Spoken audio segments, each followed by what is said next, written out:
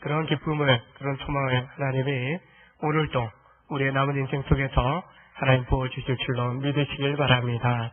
우리 옆에 분 좌우로 앞뒤로 인사 나눠보겠습니다. 사랑합니다.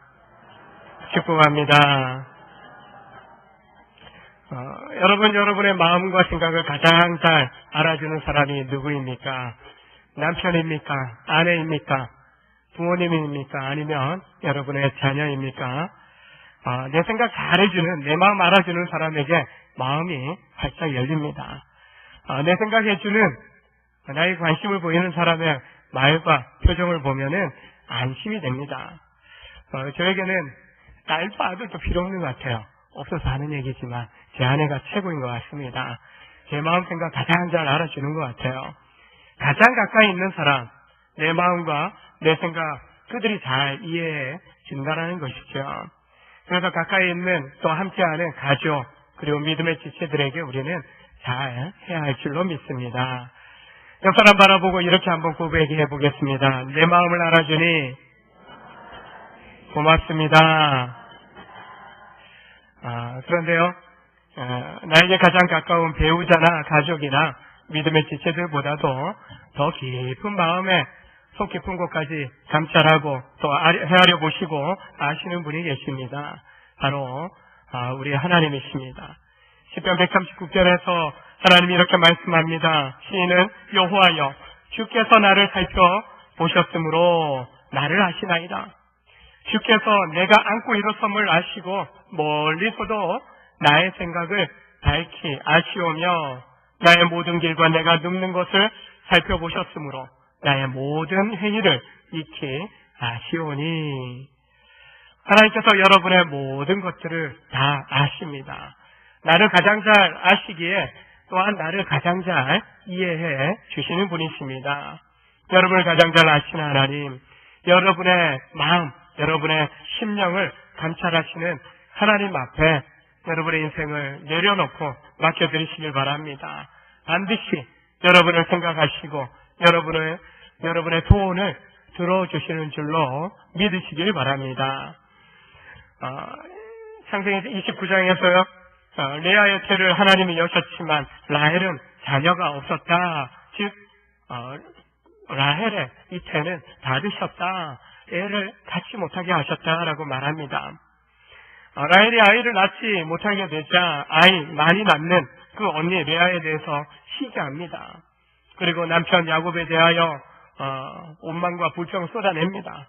나에게 애를 좀 갖게 해달라고 그렇게 투정 부리며 죽어버리겠다고. 지금 이 상태로 이 부끄럽고 이 창피스러운 이 아이를 낳지 못하는 이 상태가 지속된다면 나 팍 나가서 죽어버리겠다라고 남편에게 협박도 합니다. 구약시대에는 자녀를 많이 낳는 것이 축복의 상징이었습니다. 아내로서 잉태하고 또 출산해서 자녀를 낳는 것은 남편에게 줄 수 있는 최고의 선물이었다라고 합니다. 그러나 라헬은 자식을 낳지 못함으로 부끄러움을 당해야 했습니다. 야곱이 레아보다는 바로 라헬만을 사랑해 주었던 것을 보게 됩니다. 그러나 라헬은 남편의 사랑만으로는 만족할 수 없었습니다. 간절히 자식을 갖기를 원했던 것입니다. 비슷한 여인의 이야기가 사무엘상 1장에 등장합니다. 잘 알듯이 사무엘의 엄마 한나입니다. 한나. 남편 사랑 듬뿍 받았지만 후처로 들어온 분인나가 자식을 낳으면서 자식도 못 낳는 주제에 아직도 집에 있냐고 안 나가냐고 계속 충동질 합니다. 그런 가운데 어떻게 합니까? 눈물이 마를 날이 없는 겁니다. 그러면서 다른 방법 찾지 않고 한나는 하나님 앞에 사무엘상 1장에서 분명히 이야기합니다. 하나님께서 한나의 죄를 닫으셨다라고 분명히 말씀합니다. 그래서 하나님 앞에 나아가 간절히 기도합니다. 라헬 또 나름 자기의 자식 낳지 못하는 문제를 해결하고자 여러 방편으로 노력을 한 것을 보게 됩니다. 그럼에도 불구하고 하나님께서는 라헬의 태를 열어주지 않으셨습니다. 라헬은 그녀의 몸종인 비라를 통해서 자식을 얻고자 합니다. 남편에게 들여보내요. 자식을 낳아요. 그러나 내 자식 아닌 거죠. 여전히 내가 자식 낳고자 하는 그런 소망함을 갖습니다. 어느 날 레아의 아들 루벤이, 조카죠. 루벤이 뜰에 나갔다가 합판채 를 구해서 어머니에게 드리자 레아에게 라헬이 요구합니다. 그거 놔달라고. 그리고 오늘 밤 남편을 주겠다라고 그렇게 이야기합니다. 합판채는 성적인 흥분을 돋워주는 식물입니다. 예? 뭔가 성적인 흥분을 돋워 주어서 뭔가 아이를 갖고자 하는 그런 소망함을 라헬이 가졌던 겁니다. 그러나 자식을 얻지 못하였습니다. 결국 라헬이 행한 모든 노력들은 허사로 가고 허사가 되어버리고 맙니다. 오직 하나님만이 이루어 주셔야 하는 일이 생명을 잉태하고 생명을 낳는 일입니다. 하나님께서는 이 라헬에게 언제 응답해 주실까? 그때를 기다리면서 지켜보고 계셨습니다.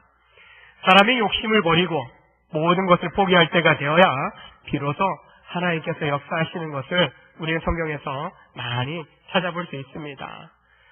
컵 속에 물이 이렇게 담겨져 있습니다. 이 물이 이 컵 속에 담겨 있는 동안에는 다른 아무리 좋은 것도 놓고자 해도 넣을 수 없습니다.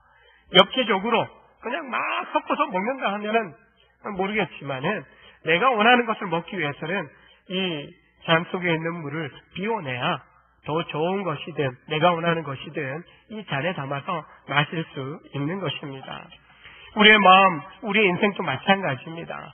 내 심령 가운데 내 생각으로, 내 마음으로, 내 욕망으로 가득 채워져 있으면 아무리 하나님 최고 최선의 은혜와 복을 주신다 하더라도 담아낼 수 없다라는 것이요. 이미 채워진 우리 인생의 그릇, 우리 마음의 그릇 속에 하나님은 채워주실 수 없는 겁니다. 강제로 엎어서 비워낸다, 우리야 물리적으로 이 잔에 있는 것을 비울 수 있겠죠. 그러나 자발적으로 자신의 마음을 관리할 수 있는 사람에게 강제적으로 하나님은 그렇게 하시지 않으십니다.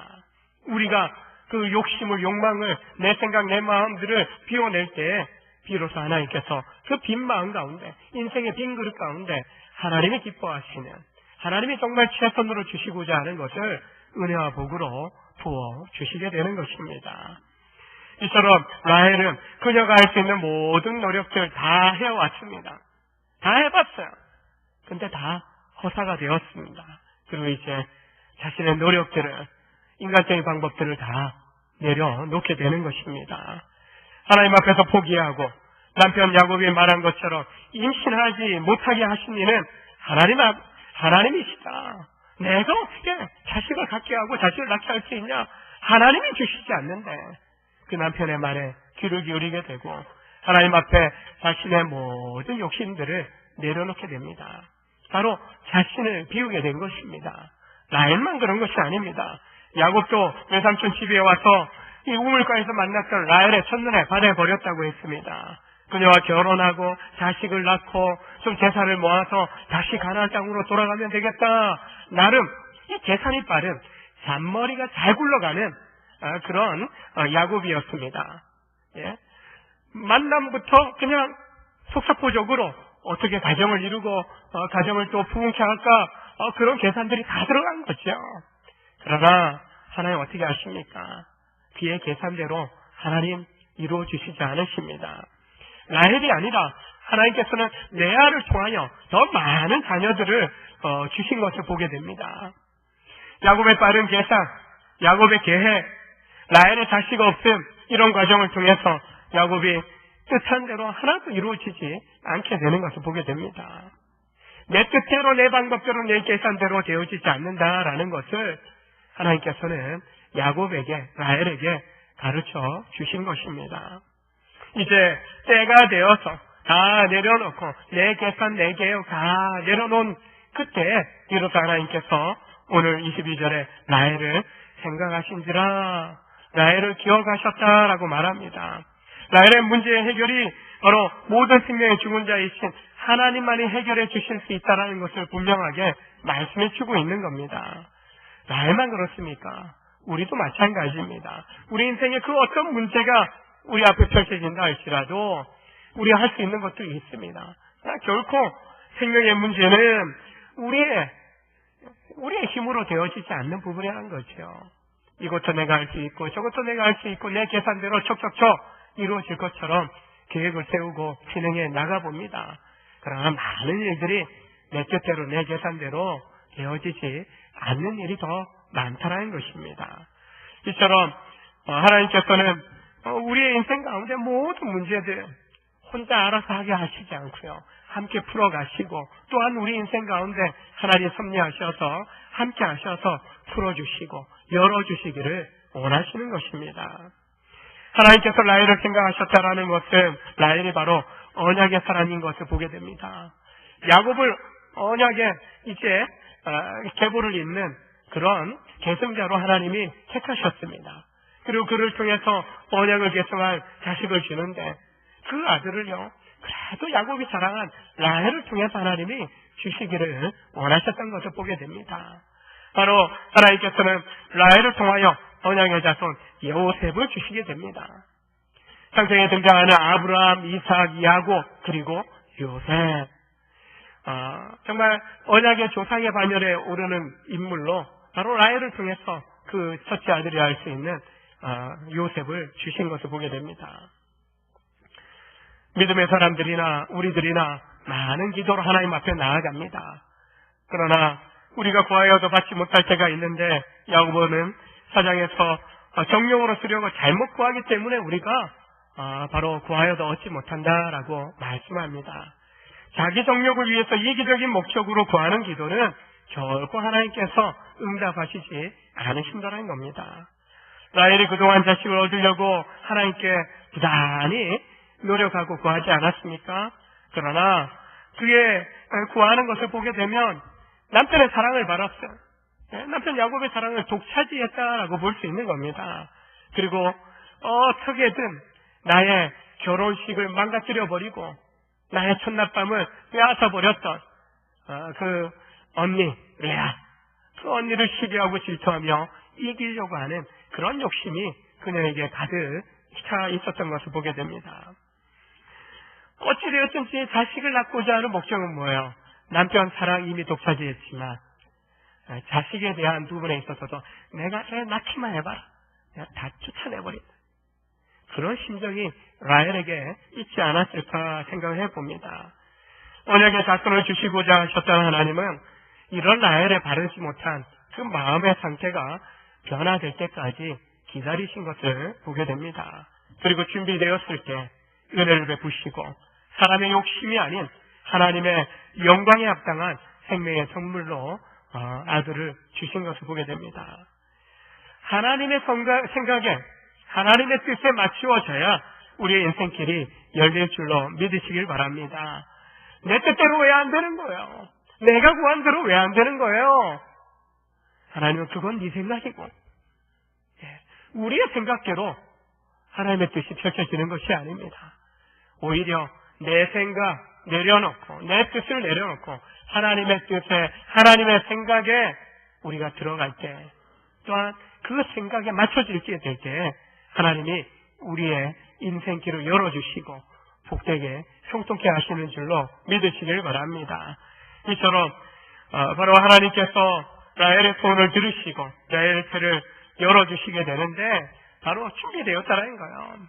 하나님이 라헬을 생각하셨다, 그녀를 기억하셨다라는 것은 이제 그녀의 태를 여셔도 될 때가 준비가 되었다라고 인정하셨다는 것이죠.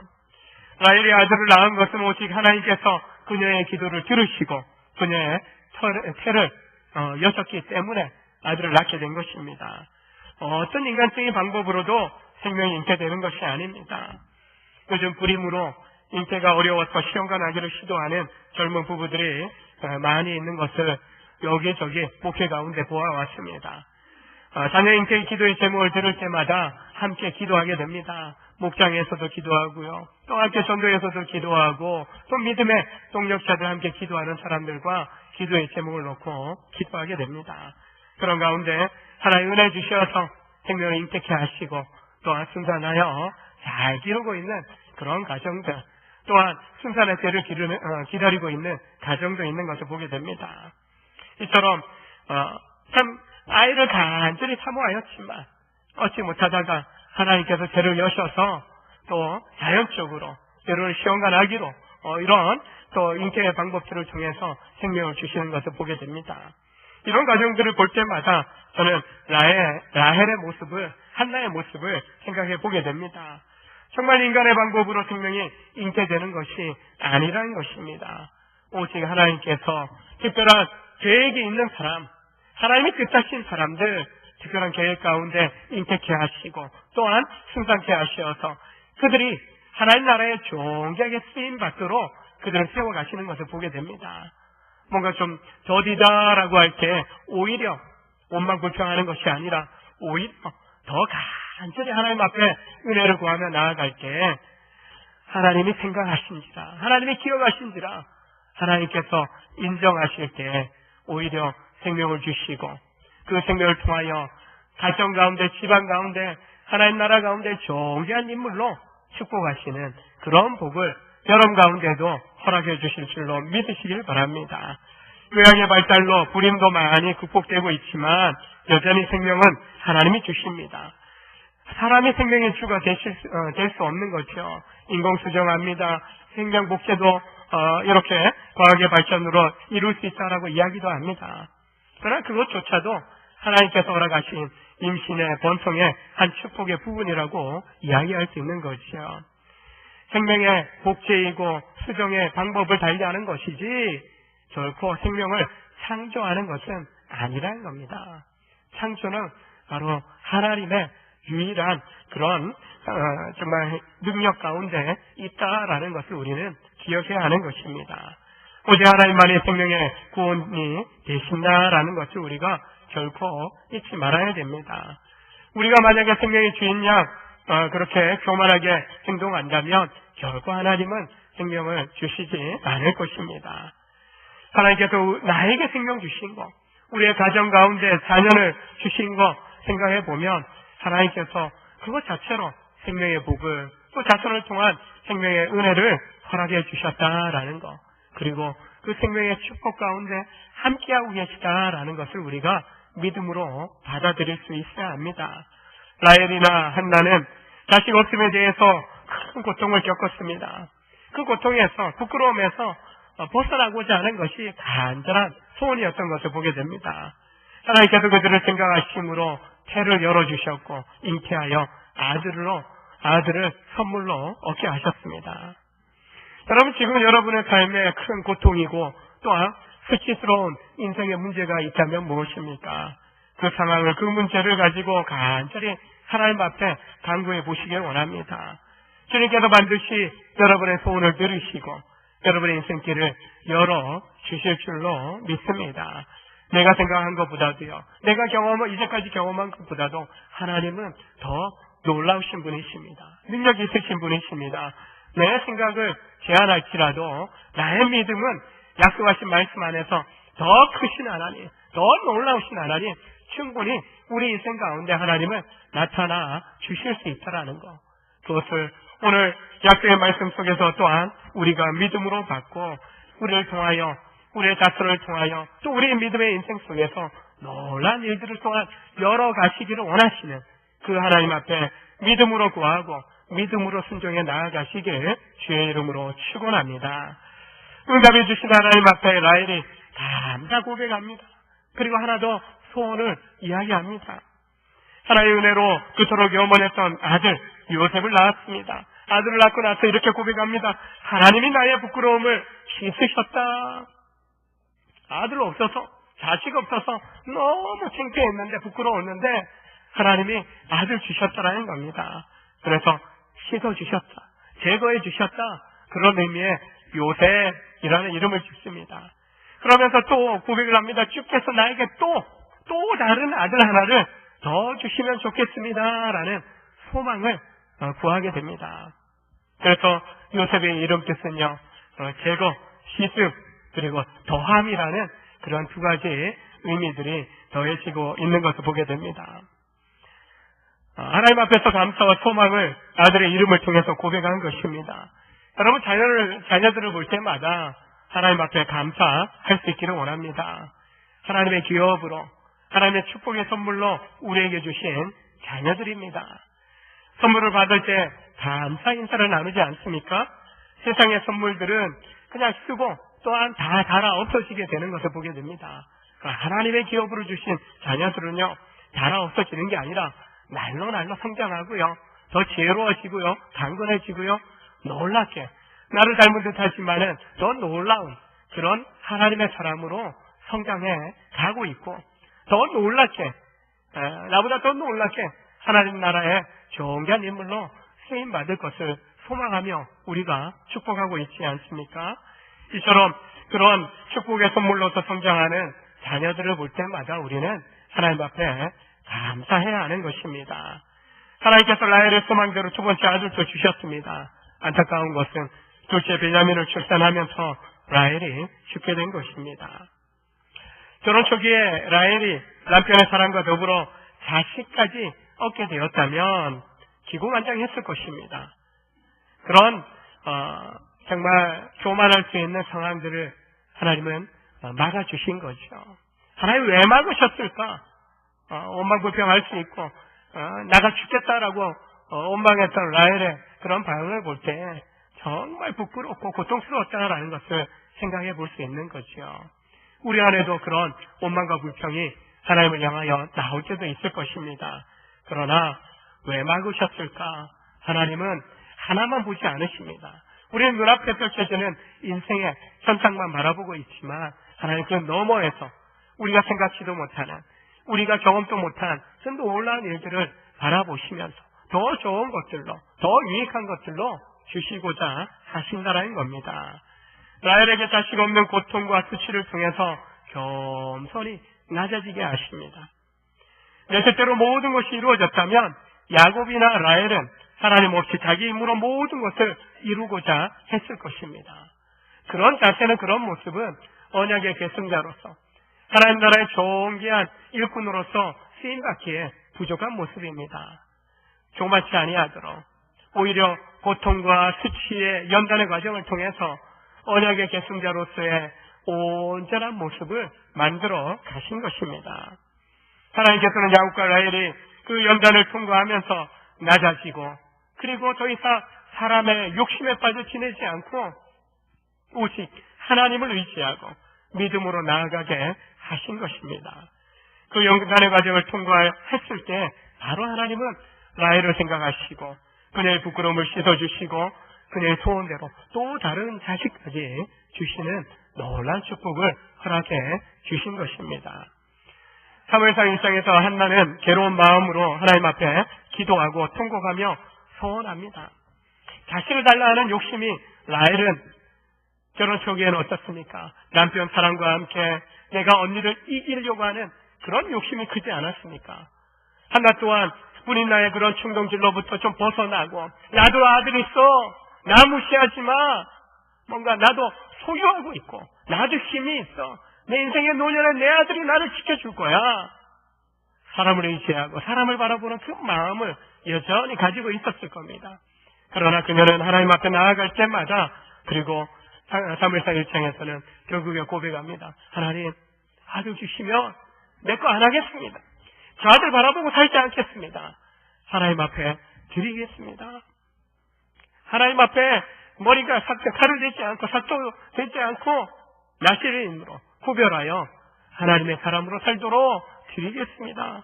그렇게 고백을 합니다. 은혜의 기록을 했던 한나가 집에 돌아가 남편과 동침하였을 때 여호와께서 그녀를 생각하셨습니다. 그리고 그에게 아들 사무엘을 주셨습니다. 사무엘이 젖된 후에 실로 여호와의 집에 사무엘을 데리고 가서 엘리 제사장에 고백합니다. 내가 구하여 기도한 바대로 하나님이 허락해 주셨습니다. 그 아들이 응답이 이 아들입니다. 소원한 대로 이 아들 여호와의 집에서 자라도록 하나님께서 쓰시도록 드립니다. 그렇게 고백을 합니다.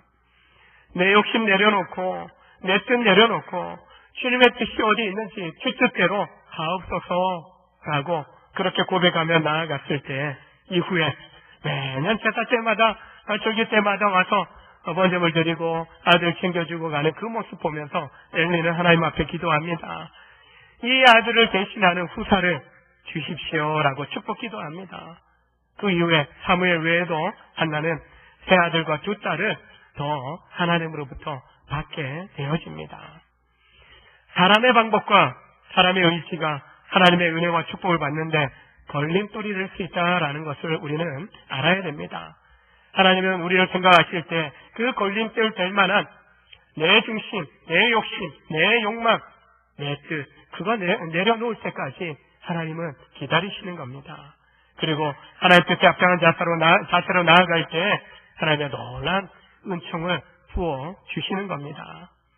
결코 하나님은 우리 앞길을, 여러분의 앞길을 막으시는 분이 아니십니다.